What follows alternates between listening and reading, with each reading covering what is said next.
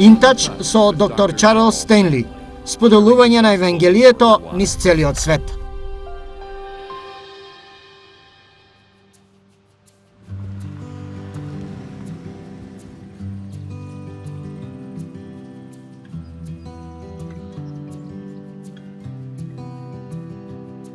Се запознавме во средно училиште. Јас имав 15, тој 16. Одевме заедно 3 години. Фред беше регрутиран во армијата. Тој беше во 101-та Airborne 327. Секогаш се сеќавам на тоа. Секогаш беше на првите борбени линии. Тоа го правеа воздухопловците. Тој дојде дома и ние го изградивме нашиот живот. Во 2017 година, на Фред му беше диагностицирана Паркинсонова болест и деменција. Тоа беше предизвикано од неговата изложеност на војната во Виетнам.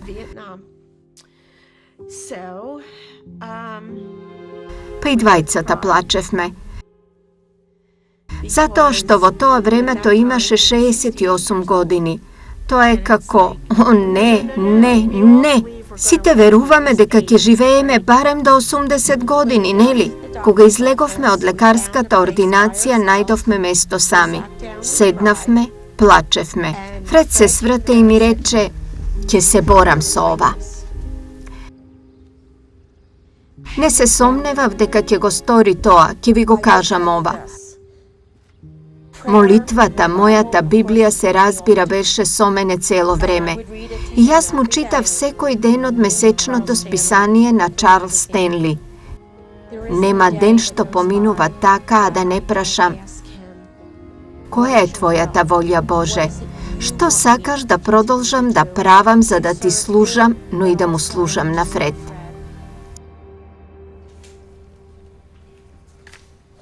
Фред и јас од секогаш зборувавме за тоа кога ќе се пензионираме дека нема да правиме ништо друго освен волонтерство. Тоа беше нашата цел, бидејќи и двајцата сакавме. Јас сум лиценциран социјален работник за онкологија. Имаме многу ресурси со кои можам да ги достигнам. Понекогаш ќе им давам помош во храна секој месец. Им давам подарок, картички за бензин, особено сега кога одам во болница и назад или за лекување. Такви работи, тоа е скапо.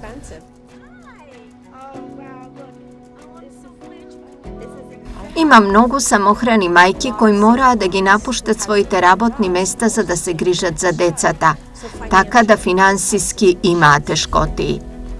Го гледам тоа како да му служам на Фред и го почитувам тоа што се согласивме дека ова е она што ќе го правиме кога се пензиониравме. Да, знам дека Фред е во сето тоа од тогаш. Тоа е таков благослов. Понекогаш е фрустрирачки затоа што не сум сигурна дека го правам она што тој сака да го правам. Но тогаш некако нешто ќе се случи или некој ќе ми прати SMS порака. Може би дури и едно од моите семејства ќе рече: "Еј, да те слушнам, како си денес?" И тоа е како: "Во ред, те слушам, Господи." Тој го користи овој начин да ме смири. Има денови кога едноставно ми не достига Фред. Мислам дека не можете да преживеете вакво нешто на здрав начин. Ќе го препродиш бидејќи твоето срце нема да престане да чука. Само ова чувство знаеш дека си во ред.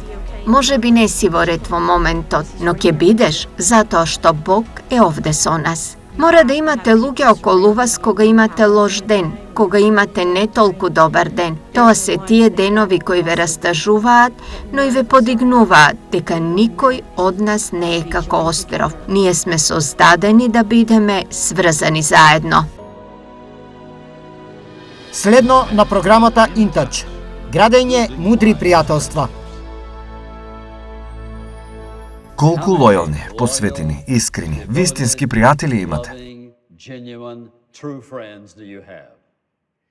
Велиш, па има многу. Но чекај сега. Дали имате лојални, посветени, вистински, искрени пријатели? Повеќето луѓе не можат да ги наполнат сите 5 прсти со такви пријатели. Не зборувам за случајни пријателства. Случајните пријателства може да бидат многу. Обичните пријателства обично може да дојдат прилично брзо. Но вистински, искрени, лојални, посветени, пријатели кои сакаат, нема многу такви. Тие не доаѓаат брзо. Потребно е време да се изградат. Една од причините зошто немаме многу, затоа што пред се, ние сме подготвени да одвоиме време да изградиме такви врски. Второ, не можеме да најдеме доволно луѓе на кои ќе им веруваме на нашиот живот, да бидеме отворени, транспарентни и да им кажеме како се чувствуваме, кои се нашите потреби, како се чувствуваме за различни работи во животот, кои честопати предизвикуваат конфликти и врски. Затоа, кога размислувате за вашите пријателства, дозволете ми едноставно да кажам дека вашите пријатели, односно, ако имате вистински, искрени, грижливи, посветени, лојални пријатели, тие се една од најголемите предности што ги имате во вашиот живот. И бидејќи тие се предност во вашиот живот, мора да се справите со нив. Потребно е време, напор, потребна е енергија. Честопати луѓето велат, јас едноставно немам пријатели и би сакал да имам. Она што треба да го прашате е дали се обидувате да изградите пријателство, дали се обидувате да изградите врски или само очекувате да се случи. Видете, се случуваат случајни пријателства. Реалните, вистински, искрени, љубезни, лојални, посветени пријатели не се случуваат. Тие не се пронајдени, тие се изградени. А квалитетот на материјалот што го ставаме во тоа пријателство ќе одреди колку ќе трае и колку е задоволувачко. Честопати ние премногу брзаме. Не сакаме да трошиме време. Не сакаме да трошиме труд, а сепак сакаме такви пријателства. Тие не доаѓаат на тој начин. Затоа сакам да размислиме за целата оваа идеја. Бидејќи кога размислувате за пријателства, размислете за ова. Една од првите работи што ги кажа нашиот Господ беше ова. Тој рече, откако го создаде Адам, погледна наоколу во целата оваа апсолутно совршена градина и еве го Адам сам. И тој рече, не е добро што човекот е сам. Сега, кога Библијата зборува за човек, обично зборува за човештвото, барем во некои стихови.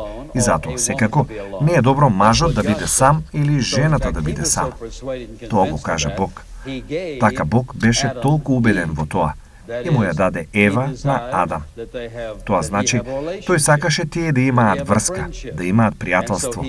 И така, тој ја создаде неа. Бог не создаде и нас за врски, за другарство и за пријателство. И не е добро за нас да живееме сами. Мислам дека секој што живее сам може да каже, иако Господ може би не довел до чувство на задоволство и исполнување, сепак се уште не е добро на многу начини да се биде сам. И така, Бог го знаеше тоа и затоа направи подготовка за тоа. Кога ќе помислите, например, во Светото писмо, колку од Божјите слуги низ годините имале пријатели околу нив. Например, Библијата вели, Бог рекол дека Авраам е негов пријател, дека тој му бил пријател на Авраам. И ќе се сетите дека Мојсей го имал Арон и Исус Навин, како негови многу интимни, блиски пријатели кои му помагале. Се сеќавате дека Давид го имаше Јонатан, но имаше и многу други лојални, посветени пријатели кои би го дале својот живот за него. И секако, сите се сеќаваме на пророкот Даниел. Тој имаше тројца, многу посветени пријатели, Седрах, Мисах и Авденаго. Сите тие беа толку добри пријатели на Даниел. Тие беа спремни да ги ризикуваат своите животи врз основа на обидувањето што тој го имаше и што тие го дел. Потоа Господ Исус Христос сигурно имал своји пријатели во 12-те ученици. Тој ги познаваше, ги сакаше и тие го сакаа не. Меѓу тие 12 тој имаше тројца многу интимни пријатели: Петар, Јаков и Јован, неомилени, блиски. Потоа апостол Павле, кога ќе ги прочитате посланијата, ќе откриете дека апостол Павле имал многу пријатели и тој би рекол: ќе те молам, кажи му на Лука да дојде да ме види. Тимотеј или кој да беше. Имаше голем број пријатели. Имаше многу да каже за нив, бидејќи му беа многу важни за него. Всушност, една од најголемите вредности што ги имаме јас и ти е лојален, посветен, верен пријател. А кога ги немаме, нешто недостасува во нашиот живот. Затоа едноставно би ве прашал, можеш ли да погледнеш наоколу во твојот живот денес и да кажеш, па да, имам еден, двајца, тројца од тие пријатели. Кои имате тројца такви пријатели, вие сте многу благословени. Она што сакам да зборувам во оваа порака е, сакам да зборувам за градење мудри пријателства. Има секакви врски и секакви пријателства. Но како да изградите мудри пријателства? Тие пријателства што прават разлика во вашиот живот, како и во животот на личноста која станува ваш пријател. Затоа сакам да свртите кон само еден единствен стих во Пословици, глава 18. Сакам да погледнете во 24-тиот стих. Дозволете ми да објаснам за момент. 24-тиот стих од глава 18 од Изреки. Еве што вели Светото писмо. Библијата вели дека човек, дозволете ми да го кажам ова, кога Библијата вели човек, тоа е маж или жена. Само ќе го кажам тоа еднаш и тоа значи човештвото. Маж или жена со многу пријатели доаѓаат до питачки стап. Вие велите, што би можело да значи тоа? Мене ми изгледа дека колку повеќе пријатели имаш, толку подобро. Но слушајте што вели тој. Човек со премногу пријатели доаѓа до пропаст, но има пријатели поповрзани од крвен брат. Има еден пријател кој е поблизок дури од брат по крв. Сега, кога вели човек со премногу пријатели доаѓа до пропаст, што сака да каже? Борот пропаст овде значи да те потресе толку силно така што ќе се распрчиш. Дали имаш пријател кој ќе се држи до тебе без разлика на се? Јас сум многу благодарен што имам неколку пријатели кои ќе се држат до мене без разлика на се. Дали тие секогаш се согласуваат со мене? Не. Дали ме сакаат? Да. Дали се лојални, посветени, верни, вистински, искрени пријатели? Да. И во сите тешкоти и искушенија во мојот живот, овие луѓе застанаа со мене и покрај мене, без разлика на се. Вистински, што сакаат лојални, посветени пријатели. Повеќето луѓе не можат да најдат тројца такви луѓе во својот живот. Значи, она што треба да прашате е, зошто јас немам повеќе пријатели? Како да развијам такви пријателства? Такви пријателства што навистина задоволуваат. Тие видови на пријателства, каде ја чувствуваш посветеност, нивната љубов, нивното прифаќање, сакаш да бидеш во нивно присуство. Има нешто што ти се закотвува во душата околу тој вид пријателство. Тоа е она за што сакам да зборувам во оваа порака. Сакам да размислиме само за момент за целата оваа идеја. Секако, Божиот план е животот на секој еден од нас да има вистински, блиски пријатели. Можеби не многу, но барем некои. Неколку блиски пријатели. Онаа мала, многу мала група, еден, двајца, можеби тројца, или можеби повеќе од тоа. Вистински, блиски пријатели. Сакам да зборувам што треба за да се направи тоа. Кога размислувате за такви пријатели и за тоа што рекол Господ, не е добро човекот да биде сам.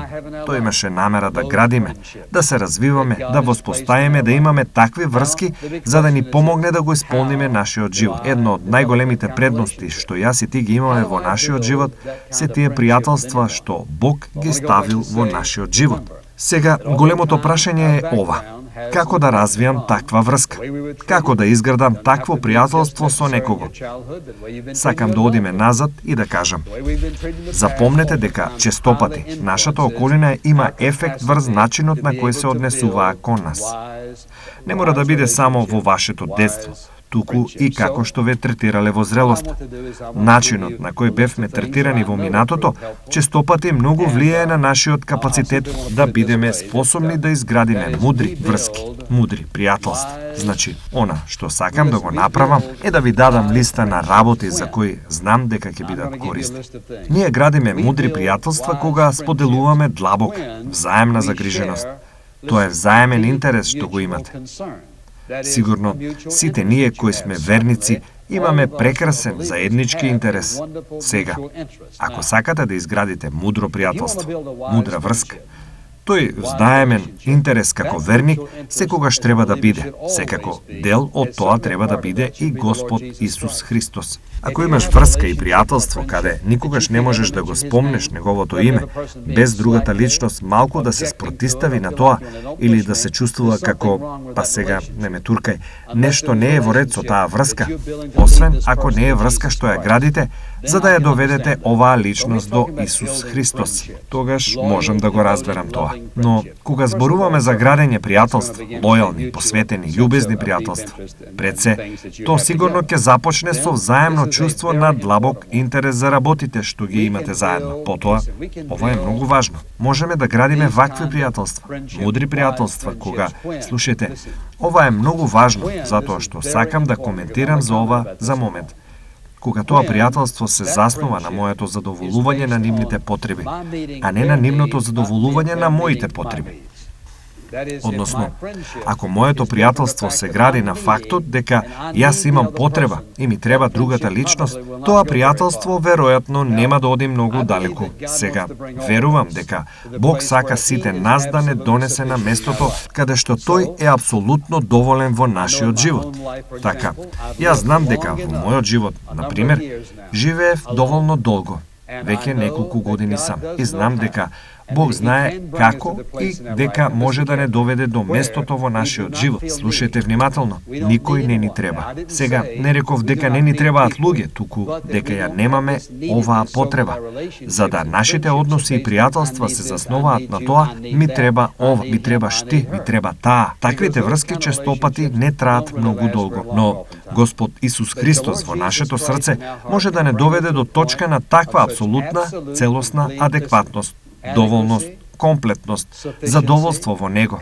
Така да, тогаш можеме да изградиме многу побожни, мудри, прекрасни, задоволни, енергични, мотивирачки пријателства, затоа што не се заснува на потреба. Сега се заснува на тоа како јас можам да ја помогнам на оваа личност, како можам да ги задоволам нивните потреби, како можам да бидам личноста која треба да бидам за нив. Постои разлика помеѓу развивањето пријателство врз основа на оваа чувство на потреба, ми требаш, и чувството мора да те имам.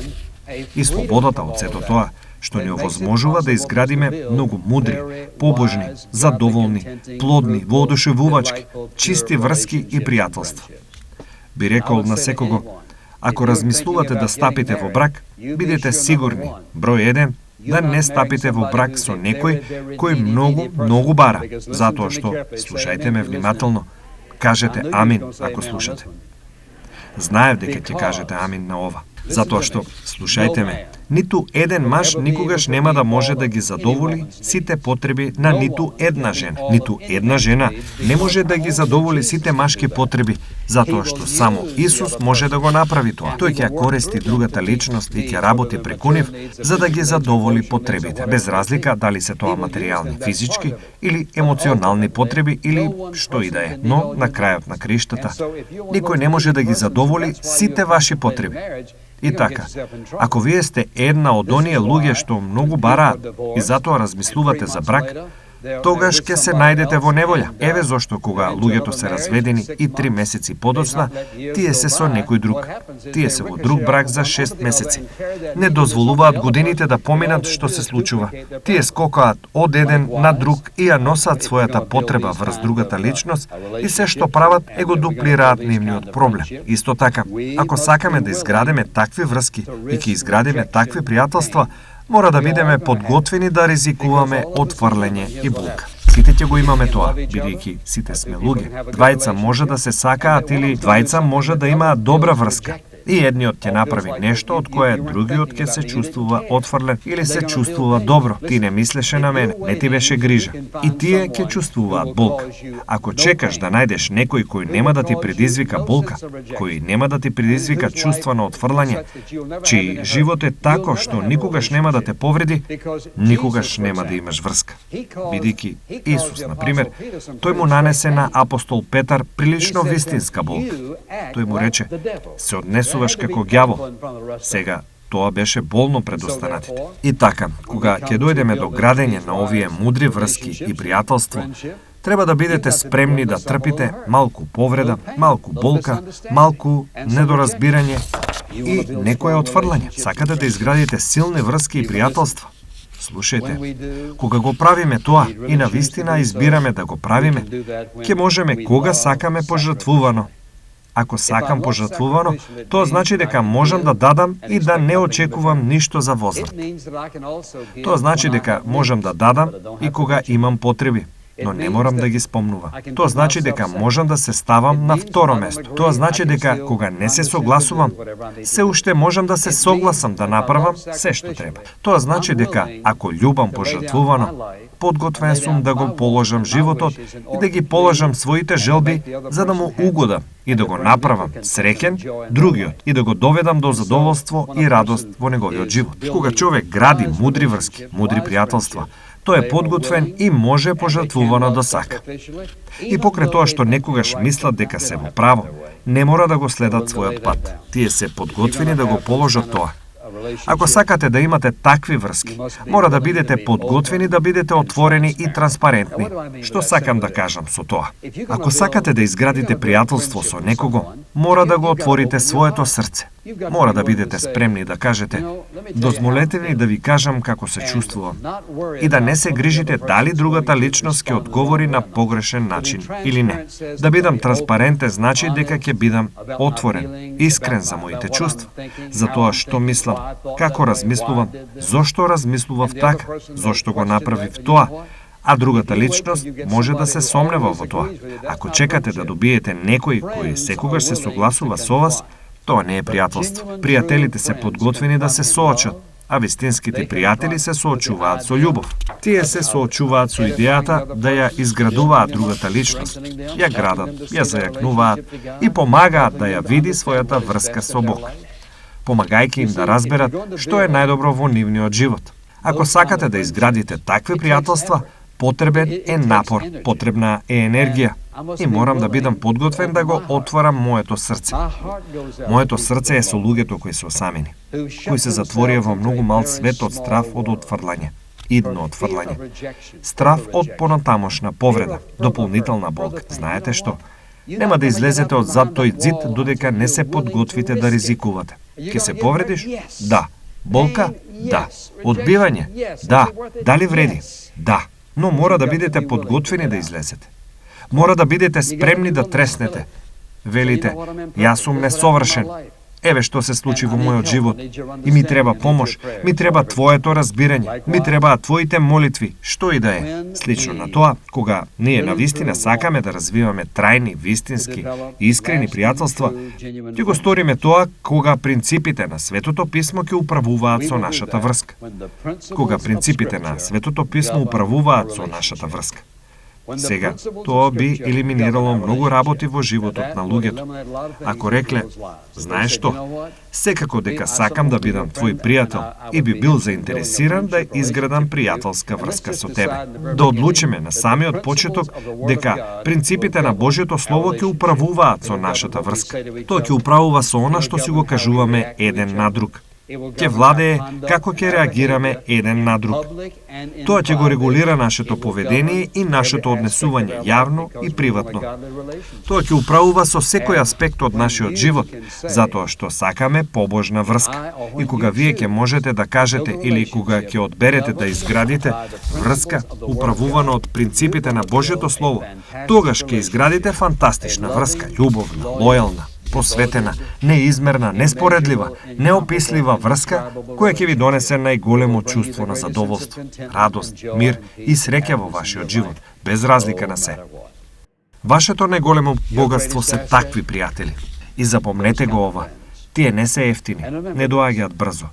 Тие доаѓаат во одреден временски период. Ако не сте спремни да ложите време и напор, нема да изградите вистински трајни пријателства. Но ако сте, тоа ќе биде едно од најголемите богатства во вашиот живот, што ќе ви донесе најголема радост. Сега, сакам да зборувам за едно конкретно пријателство. Сакам да зборувам за најважното пријателство што го имаме јас и ти. А тоа е нашето пријателство со Исус Христос. Тој им рече на своите ученици во глава 15 од Јован, 15 стих. Вие сте мои пријатели. Не само што беа негови пријатели. Знаете што? Со секој од нас, Господ Исус Христос сака да развие пријателство со нас. Беше интересно по првата служба. Дојде млада дама и рече: како да го гледам Исус како мој пријател, а во исто време да го гледам како врховен суверен на Вселената? Како да го гледам така? Затоа едноставно и го кажав ова. Реков: Знаете, можам да признаам дека тој е суверен на универзумот. Тој е суверениот на универзумот. Тој е толку голем, толку величествен, славен, мокен, страшен и толку љубезен, што кога го повикувам, тој лично ме слуша мене. Кога зборувам со него, сета негова суверена моќ не разделува, туку не вовлекува во единство. Можно е да се има интимна, љубовна, задоволувачка, постојана, вечна врска со Синот Божи. Запомнете го ова. Ова врска е изградена на неговата безусловна љубов кон нас, на неговото континуирано простување кон нас. Слушайте, на неговиот вечен план за нас. Така што, кога ќе развиете пријателство со Исус, тоа е вечно. Тоа е за секогаш и што и да се случи. Тоа пријателство никогаш нема да се прекине. Сакам да ве прашам, ако никогаш не сте поверувале во Исус како ваш спасител, без разлика колку други пријатели имате, секогаш ќе има празнина во вашето срце. Секогаш има еден празен простор таму, затоа што тој простор е создаден во твојот живот за Исус. Најдобриот пријател што некогаш ќе го имаш. И тој ќе биде ваш. Ако побараш од него, Господи Исусе, прости ми за моите гревови. Верувам дека Твојата смрт на крстот го исплати мојот долг за гревот во целост. Јас те молам да ми простиш и ти верувам да станеш мој спасител, мој Господ, мој Господар. И сигурно сакам да бидеш мој пријател. Знаете ли колку време ќе му треба да го направи тоа? Веднаш. Тој е подготвен да изгради врска со вас, што ќе ви исполнува за секогаш и секогаш. Ако сте биле благословени од денешната програма, ве молам посетете не на веб страната www.intouch.org.